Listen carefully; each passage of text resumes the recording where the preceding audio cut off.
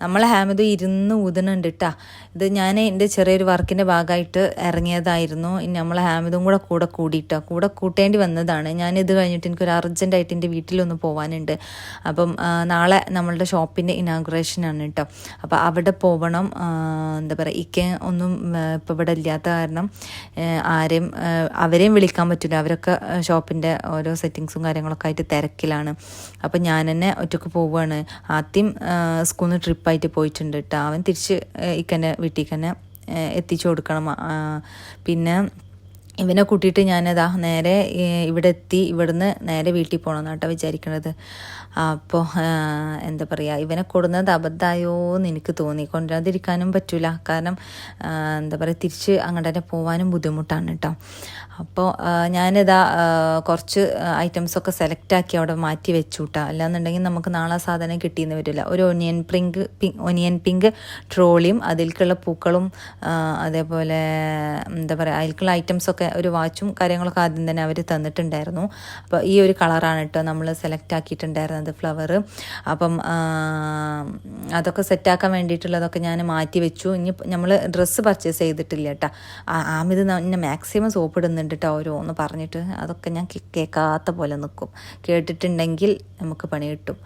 അപ്പം എന്താ പറയുക, ഇതൊക്കെ സെലക്റ്റാക്കി വെച്ചിട്ട് വേണം, ഇവിടുത്തെ പണികൾ മാക്സിമം തീർത്ത് വെച്ചിട്ട് വേണം ഒക്കെ പർച്ചേസ് ചെയ്യാൻ പോകാനായിട്ട്. അതിൻ്റെ ഇടയിൽ ഹാമിദുവിനെ ഞാനൊന്ന് തോന്നിയപ്പോൾ അവന് പ്രപ്പോസ് ചെയ്യുന്നത് കണ്ടോ കേട്ടോ.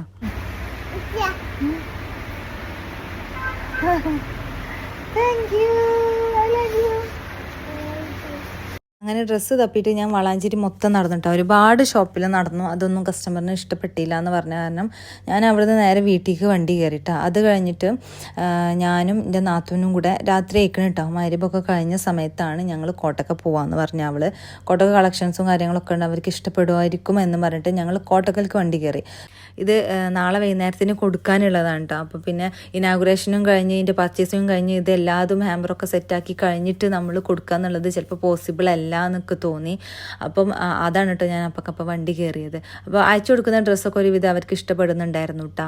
അപ്പോൾ പ്രോമിസ് ബ്രൈഡിലാണ് ഞങ്ങൾ പോയത്.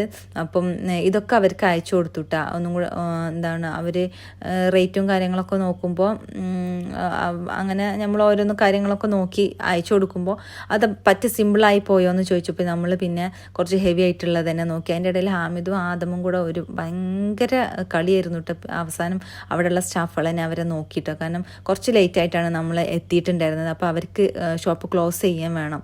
പിന്നെ നമ്മൾ ഈ കസ്റ്റമർ നല്ല കസ്റ്റമർ ആയിരുന്നു കേട്ടോ. സാധാരണ എല്ലാ കസ്റ്റമേഴ്സും പറയുന്ന പോലെ എന്താടോ ഇത്രയും എമൗണ്ട് എന്നൊക്കെ ചോദിക്കുന്ന പോലെ ഒന്നും ഇവർ ചോദിച്ചിട്ടില്ല കേട്ടോ.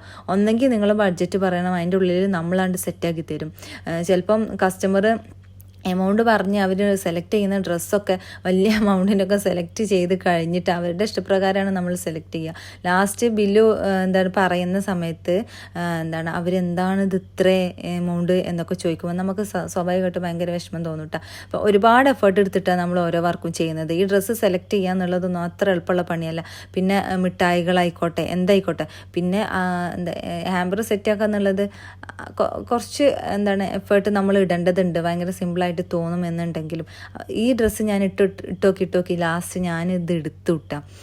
അങ്ങനെ പറഞ്ഞു വന്നത്, ഈ ഒരു കസ്റ്റമർ നമ്മൾ നല്ല രീതിയിലാണ് കേട്ടോ നമ്മളോട് പെരുമാറിയിട്ടുള്ളതും. നമ്മളുടെ പ്രോഫിറ്റ് എടുത്തോ ഇത്രയേ ഉള്ളോ ആയിട്ടുള്ളോ എന്നൊക്കെ ചോദിച്ചപ്പോൾ നമുക്ക് ഭയങ്കര സന്തോഷമായിട്ടോ. അങ്ങനെ ഇപ്പോൾ വിളിക്കുന്നുണ്ടായിരുന്നു നമ്മളെ ഷോപ്പിലേക്ക് എത്താൻ വേണ്ടിയിട്ട്. ബ്രദേഴ്സായിട്ട് തുടങ്ങുന്ന ഷോപ്പാണ് കേട്ടോ. അപ്പം എല്ലാവരും ഉണ്ട് വരാൻ പറഞ്ഞിട്ട്, ഷോപ്പ് കാണാൻ വരാൻ പറഞ്ഞിട്ട്. ഞങ്ങളാണെങ്കിൽ ഇതിൻ്റെ തിരക്കിലുമാണ്. അങ്ങനെ കുറച്ച് ലേറ്റായിട്ടോ. 10-10:30 ഞങ്ങൾ ഇവിടുന്ന് വണ്ടി കയറുമ്പോൾ, ബസ് കയറുമ്പോൾ 10-10:30 മണിയായി.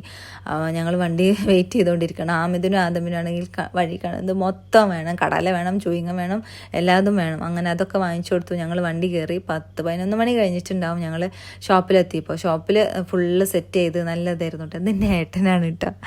ഇവരൊക്കെ എന്നെ കളിയാക്കും കേട്ടോ, ഈ വലിയ വ്ളോഗറാണ് അതാണ് ഇതാണെന്നൊക്കെ പറഞ്ഞിട്ട്. പക്ഷെ ഞാൻ ഭയങ്കരമായിട്ട് എൻജോയ് ചെയ്യുന്നുണ്ട്. ഇപ്പം ഞാൻ എവിടെ എത്തിയില്ലെങ്കിൽ പോലും എനിക്ക് അവരിങ്ങനെ എന്നെ കളിയാക്കി അവർ തമാശ പറയുമ്പോൾ അവരും അതിൽ ഹാപ്പിയാണ്. എനിക്കും തന്നെ അതൊരു രസമാണ് കേട്ടോ. തമാശയായിട്ട് തന്നെ ഞാൻ എടുക്കണുള്ളൂ. പിന്നെ എല്ലാ ഐറ്റംസും ഉണ്ട് കേട്ടോ നമ്മളെ ഷോപ്പിൽ. ലേഡീസ് ഉണ്ട്, കിഡ്സ് ഉണ്ട്, ജെൻസ് ഉണ്ട്, എല്ലാതും ഉണ്ട്. Food wear, gift, fancy toys, ട്രോളികൾ, അങ്ങനെ ബാഗ് ഐറ്റംസ്, അങ്ങനെ എല്ലാ ഐറ്റംസും ഉണ്ട് കേട്ടോ. അങ്ങനെ ഞങ്ങൾ ഷോപ്പിലൊക്കെ കുറച്ച് സമയം സ്പെൻഡ് ചെയ്തു കേട്ടോ. ഇഷ്ടംപോലെ എന്താ പറയുക കളക്ഷൻസ് ഉള്ള കാരണം തന്നെ ഞങ്ങൾ കുറേയൊക്കെ ഇങ്ങനെ നോക്കി നിന്നു കേട്ടോ.